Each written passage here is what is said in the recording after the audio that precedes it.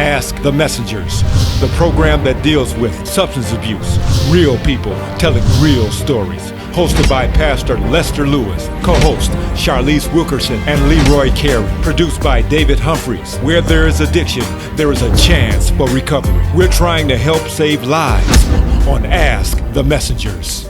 When you look at who's doing good in the neighborhood, you'll find that the Detroit-Wayne Mental Health Authority is doing the most good. They are now engaging in a massive educational campaign. You see their messages, their billboards, on buses all over the city of Detroit. They have over 500 service providers in Wayne County that help both adults and children with serious mental illness, intellectual and developmental disabilities, and substance abuse disorders.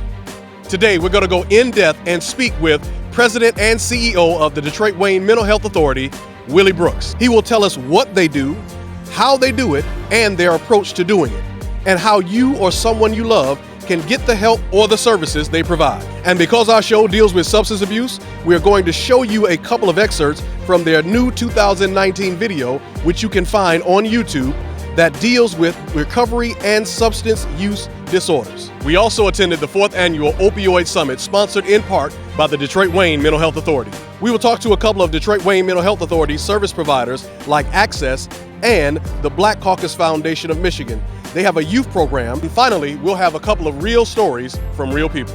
We started off our interview with Mr. Brooks asking him, what is the Detroit-Wayne Mental Health Authority and how do they do what it is that they do and who they serve? Mr. Brooks, good to have you with us today. Thank you, sir. Good to be here. Good. Tell us about the role of the Detroit-Wayne Mental Health Authority. Well, we play a key role in dealing with some of the most vulnerable people in the state of Michigan. We represent nearly 75,000 individuals who have any type of illness with substance use, mental illness, autism, all types of things that are covered normally under the Medicaid plan. Okay. The state of Michigan basically houses 300,000 people that they serve. Okay. And we're serving roughly 25% of the people in this state. Because many people, and I've spoken with a lot of people who, they don't know who the Detroit-Wayne Mental Health Authority is. And so this is also our way of kind of introducing, what you really need no introduction, what you guys do and who you are. And now what is the range of services that you provide to the individuals who qualify? We're one of the largest providers as it relates to individuals with developmental disabilities. So individuals who have intellectual, physical disabilities, we help service those individuals and help give them opportunities in daily living. One of the things that we try to do is basically just help people with community living itself, making sure that individuals can have a place in society. And most individuals have a lot of potential if only given opportunity or the correct assistance. So you'll see us dealing with individuals with the developmental side, substance use issues, all types of different traumas that people have in their life. It is very vast. We're working on a new product which we call holistic care that gives a better purpose of what we actually do. Okay. And when we look at holistic care, we're looking at 5 basic types of service that we're looking at. The first and foremost is behavior health. Okay. And with behavior health, we deal with individuals with serious mental illness, autism, as I mentioned, substance use, developmental disabilities, all of those types of things. And most people associate that with any type of trauma, any type of mental trauma that people experience. And we also know that 1 out of 5 individuals suffer with mental illness. So it is more widespread than what people are aware of. But not only do we deal with behavior health, but we also deal with physical health. We make sure that individuals are going to their visits to make sure that things such as diabetes, high blood pressure are looked at, and we make sure that you're handed off to the right individuals who can help you. Okay. But then the other 3 things that people don't know that we do is we help individuals with economic assistance. Wow.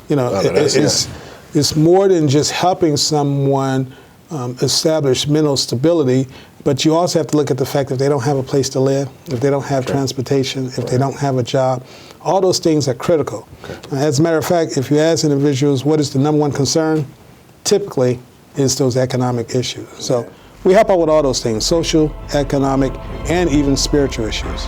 The Detroit-Wayne Mental Health Authority funds over 75 providers in Wayne County that deal with substance use disorders. A department headed by Darlene Owens, who has also been on the show, and she sat with our panel at our second anniversary celebration. Let's go now to our excerpt from their video featuring a young man telling his real story. A young man who is currently in recovery and working with the Detroit Recovery Project.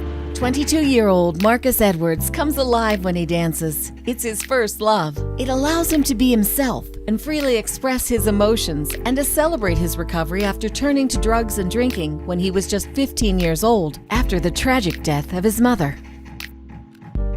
I just started drinking, and then it just became like, oh, I'm just drinking and I'm having fun, and not knowing that I was trying to get over and grieve and cope with my own problems and not understanding what was the real big picture of the problem. Marcus was at a critical age when he witnessed his mom die right before his eyes. He was getting ready to go into the 10th grade, was being bullied in school, and was questioning his sexuality. I found myself at that point in my life. I did probably fall under temptation of understanding who I was. I became knowingly LGBT community. I was ally at first, and I understand, like, oh no, I am gay. So I accepted that. At 18 years old, he found himself homeless. That's when he discovered Covenant House, a place for the homeless, and eventually some caring people at the Detroit Recovery Project, a DWMHA provider. What they need to do is learn how to identify their triggers and the warning signs and maybe the people that they are around, and change their environment and just motivate them for change to enhance their life, and just show them how to get self-care and take care of themselves and stay away from substance. Nia Shobia Hawkins knows exactly what Marcus is going through, as she herself is in recovery and has been clean for 8 years. Her team tries to get the person that they're helping to understand why they turn to drugs and alcohol.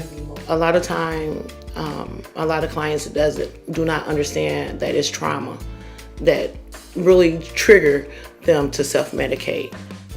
Hawkins says her job is rewarding because she has witnessed the transformation of lives. And she says as long as Marcus stays focused, he too can achieve all of his dreams.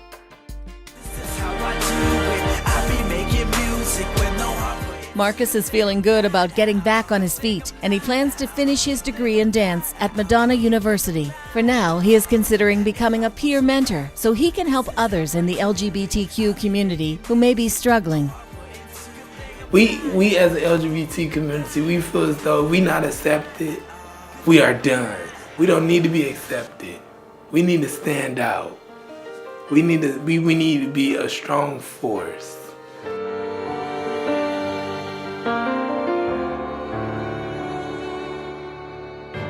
When we come back, we'll take you to the 4th annual Detroit-Wayne Mental Health Authority Opioid Summit, plus more of our interview with Willie Brooks.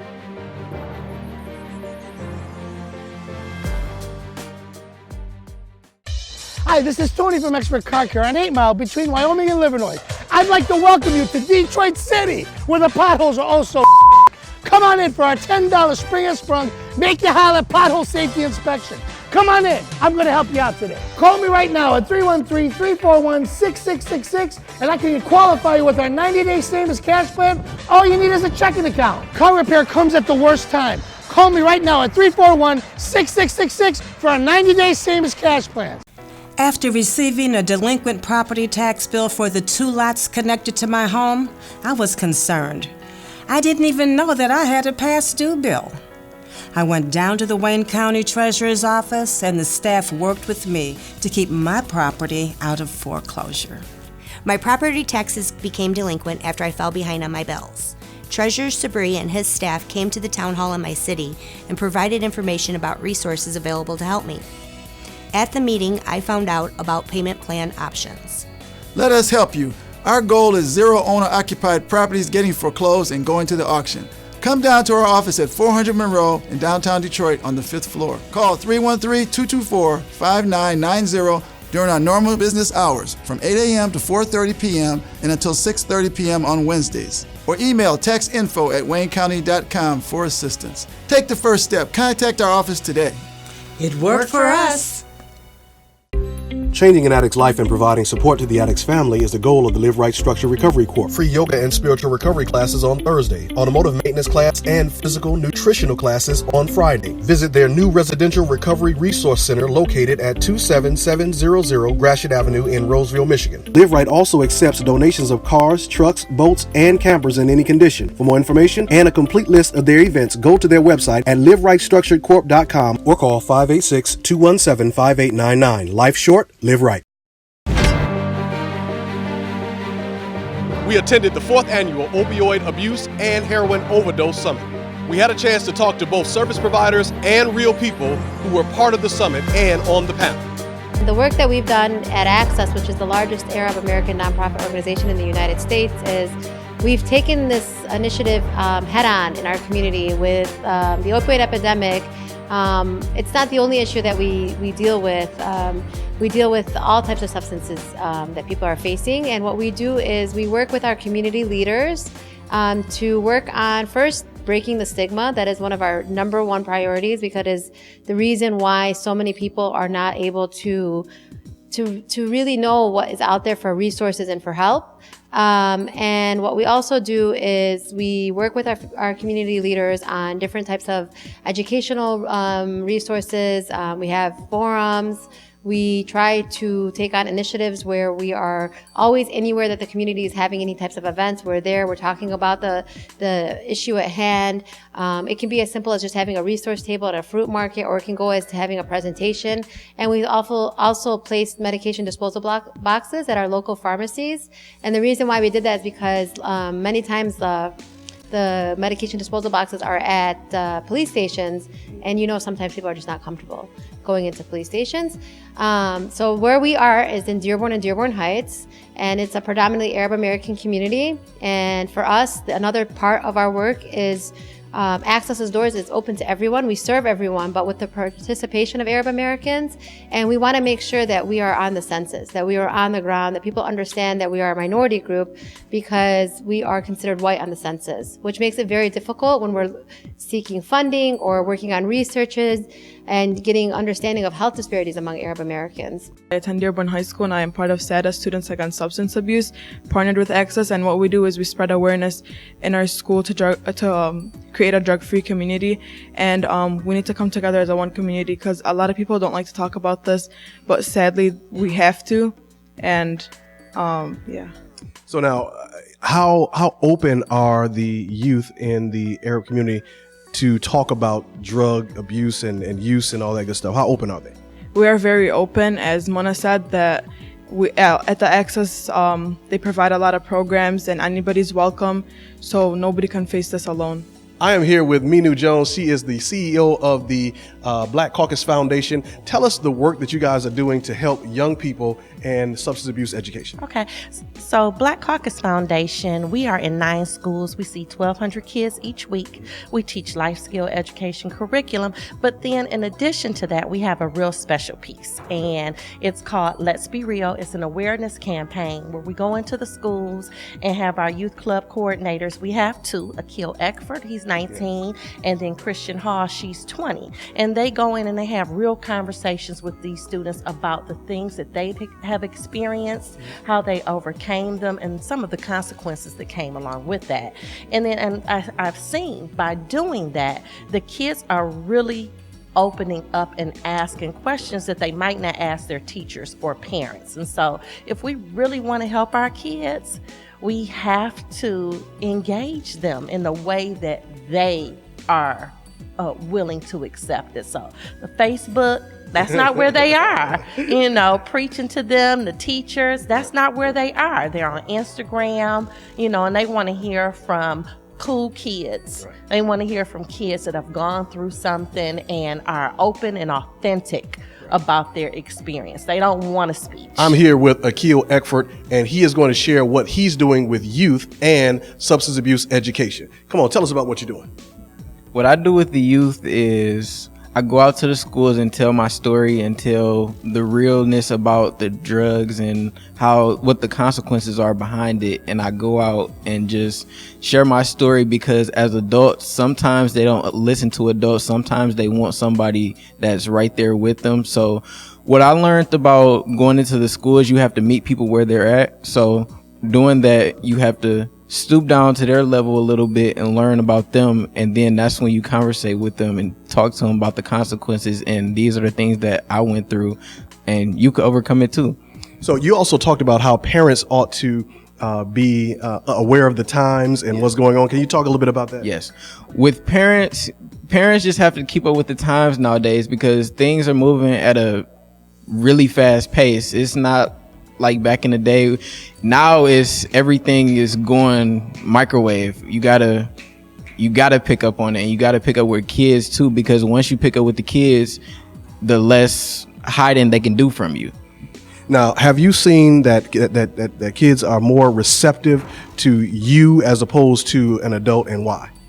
The kids are way more they accept me more because I'm young, and as an adult, they don't listen to the teachers when I go out and speak. So when I come in, it's more of, okay, this is what it is and this is what it's not, and I'm gonna tell you the consequences, and you could deal with the consequences if you want to, but I'm not gonna force you to do anything. But these are the consequences you have to deal with in the long run if you keep going down the path you're going. At the summit, I had a chance to get some real stories from real people.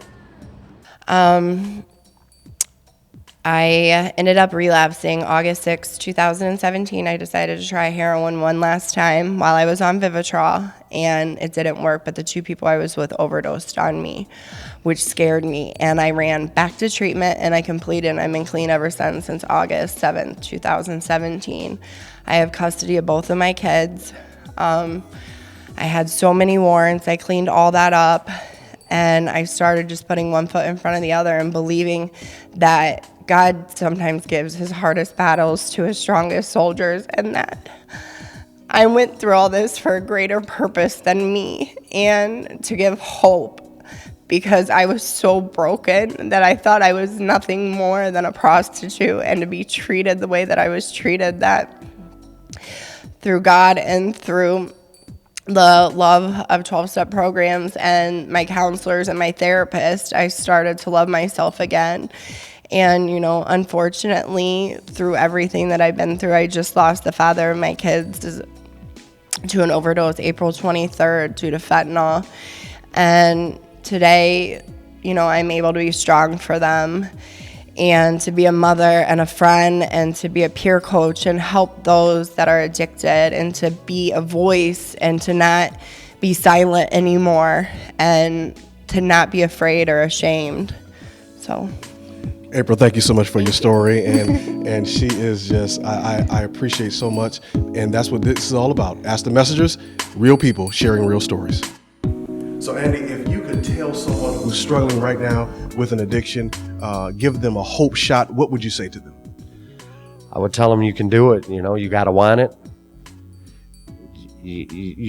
If I can do it, you can do it. I mean, I came from the rock bottom, and there is hope. And you got to give it time. You have to, you're not going to get feeling better in a month. You didn't get in that shape, in a month. So give it time. Get through the first 6 months and start reaping the benefits of being sober, and getting them promises that are promised to you. And all you got to do is, take it one day at a time, 1 minute at a time. You don't have to look into the future, and you don't have to look in the past. Just stay in today. That's the biggest thing, just stay in today. I'm going to stay clean and sober just for today, and then start over tomorrow. We'll have more with Willie Brooks, CEO of Detroit Wayne Mental Health Authority, and more from their video, Access to Care, and real stories from real people after this brief pause. We'll be right back with more of Ask the Messengers. We all know how hard it is to find great deals for insurance. That's why you gotta come and see me, Cousin Alex, located conveniently at 7 Mile and Schaefer. If you do have tickets, you do have accidents, I get it. Come on by my office and let me show you how I can get you that low down payments. So now you know where we at. Now you know who you need to come and see. Cousin Alex got you. Call Cousin Alex at 313-340-4444 and don't forget to tell him Ask the Messenger sent you. Detroiters love Imperial Fresh Markets. You don't have to wait to receive our best deals by mail or handbill anymore. Now get our weekly sales circular early online at imperialfreshmarkets.com. Don't wait for delivery. Get the circular now at imperialfreshmarkets.com. Also check the website for special deals throughout the week. Check us out on Instagram too. imperialfreshmarkets.com, where Detroiters love to shop. Open daily. After receiving a delinquent property tax bill for the 2 lots connected to my home, I was concerned. I didn't even know that I had a past due bill. I went down to the Wayne County Treasurer's office and the staff worked with me to keep my property out of foreclosure. My property taxes became delinquent after I fell behind on my bills. Treasurer Sabri and his staff came to the town hall in my city and provided information about resources available to help me. At the meeting, I found out about payment plan options. Let us help you. Our goal is 0 owner-occupied properties getting foreclosed and going to the auction. Come down to our office at 400 Monroe in downtown Detroit on the 5th floor. Call 313-224-5990 during our normal business hours from 8 a.m. to 4:30 p.m. and until 6:30 p.m. on Wednesdays. Or email textinfo@waynecounty.com for assistance. Take the first step. Contact our office today. It worked for us. And now, more with our interview from Mr. Willie Brooks.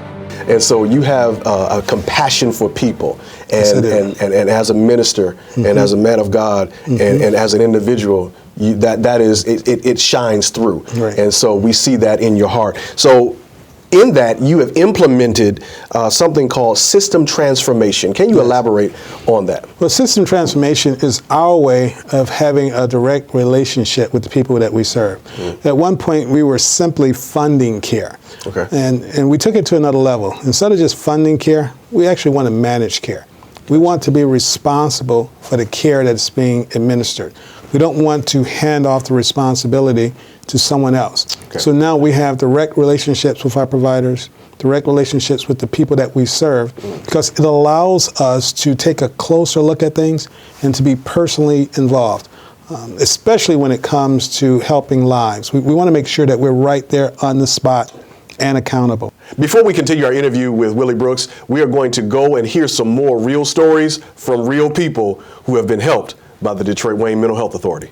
As we all know, we're facing an opioid crisis in this country. The epidemic is real, but the battle is being met head-on by many local organizations that have boots on the ground, organizing events to bring awareness to communities about the dangers of drug and alcohol use. Wayne County has several prevention providers that help people struggling with addiction. One in particular also has a youth component that is very active in helping to fight addiction within the schools. I have friends who smoke recreationally, and I have friends that sell, and I have friends that eat edibles. I think mostly all of my friends do or have. Like I said, I'm the odd one out. So I don't smoke, I don't eat edibles, I don't drink, I don't do things like that. And so when I see them doing it, I just don't identify with that. It's incredibly difficult to be a young person in today's society with so many negative distractions tempting them day in and day out. But there are many youth who don't let the distractions get in the way of their success. One of them is 15-year-old Lauren Mitchell, who leads a group called Action, active coalition that influences outcomes in the neighborhood. Our mission is to basically try to change the opinion of drug use among my peers, like among teens, and try to educate them so they'll know what it is that they're doing or what it is that they're thinking about doing and what all these drugs actually are and what they actually do to your body, because a lot of kids don't know. Lauren knows a lot about treatment, prevention, and recovery because her mom is the executive director of CLASS, Changing Lives and Staying Sober, a DWMHA provider specializing in mental health and substance use in Wayne County. Dr. Mitchell says as a provider and a parent, you have to make sure your message is age appropriate.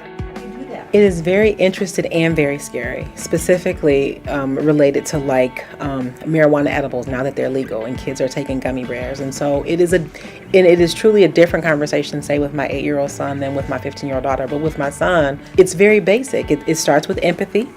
and recognizing that people can be unhappy and being able to identify certain emotions, but then also boundaries, rules. You can't have candy unless mommy gave it to you. So now you have done something, and we see the Detroit Wayne mental health on billboards. We see it on buses. Right. You're doing something called educational messaging. Yes. Can you tell us about that? Well, that is crucial for the field that we're in. One of the things that hinder our services is stigma itself. Okay. And the best way to fight stigma is awareness. Okay. Making those billboards, having interviews like this, and making it known for what we do drastically reduces the impacts of stigma. And people don't realize how powerful stigma is. Mm-hmm. Stigma is so powerful that it'll prevent individuals from taking their medicine. It'll prevent people from seeking assistance. It will make people ashamed of what they're doing and not seeking help. When someone has a cold or a broken arm, they have no issue going to the doctor. But when someone is dealing with a mental illness, stress, anxiety, depression, they believe it's something that they should do on their own. And that is why it is so important to have those messages out there so that people know that there is help available and that this is something that you should reach out and get assistance with. As I said, many people don't know that you guys do all of this. Right. And so not only do you provide services, but you fund other providers that also provide services in cooperation with you. Can you kind of elaborate? We have partnerships with over 500 providers in Wayne County, strategically placed throughout the state, that we fund and contract with to make sure that those services are taken care of. So how can a person who needs services, how can they apply or gain access to the services that either you provide or that you fund? The first step is simply calling the 1-800 number, 1-800-241-4949. And we have people who can direct you to the care that you need, because as you said, most people are not aware of many of the things that we do. But once you're connected to the system, we have the ability to kind of show you all of the things that we do and then direct the care that is best suited for your needs. Okay, so very quickly, what is in store in the future for the Detroit Wayne Mental Health Authority? Well, what we're doing is we're looking at more partnerships. Okay. We want more partnerships with health plans. We want more partnerships with our providers. And we want to make sure that we do everything in our power to fight stigma as much as possible. So I'm excited about the future. I'm excited about the team that we have working here. And I'm excited about doing great things. Well, Mr. Brooks, I want to thank you so very much for being on the show here with us, for sharing all that the Detroit Wayne Mental Health Authority is doing, and certainly your labor, which again shows through from your heart. This is not just a job for you. Yes. This is actually a passion, and that is important. And so we want to thank you so much for joining us. And the Detroit Wayne Mental Health Authority is available for all that you may have need of as it relates to mental health issues. The information is there on the screen. Please feel free to contact them, and please tell them that you heard about it on Ask the Messengers. I'd like to take this time to thank Willie Brooks for joining us here on Ask the Messengers. Also, we want to send a special thank you to his Chief of Staff, Brooke Blackwell, and his Special Assistant, Tiffany Devon. Again, thank you so very much for tuning in, but we also need you to help us. Help us to stay on the air and bring programming like this to the community. So won't you please consider sending us a generous donation to help us in this effort to help save lives. We here at Ask the Messengers believe that love is what love does, and we want to love you to life. We'll see you next time on Ask the Messengers.